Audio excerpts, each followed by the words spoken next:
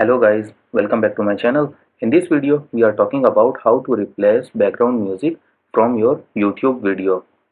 Log into your channel and then go to studio. After that, click on content.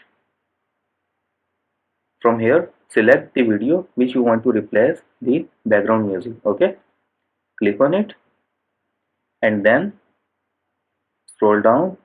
Here you will see the option editor. Click on it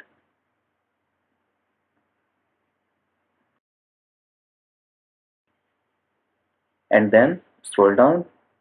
Click on get started. Okay, from here you will see the option audio.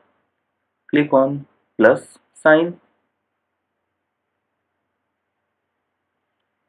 Here you will see the free music which are given by YouTube. Okay, you can use any music from here. If you want to add the music, okay, just click on add.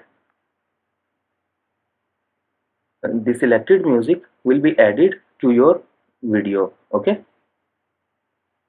scroll up. If you want to save it, click on save and then click on save again.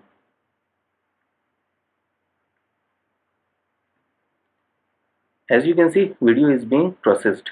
Please check back later. Okay, this will take few hours to replace the music. Okay, this is the easiest way I know how to replace background music from YouTube video.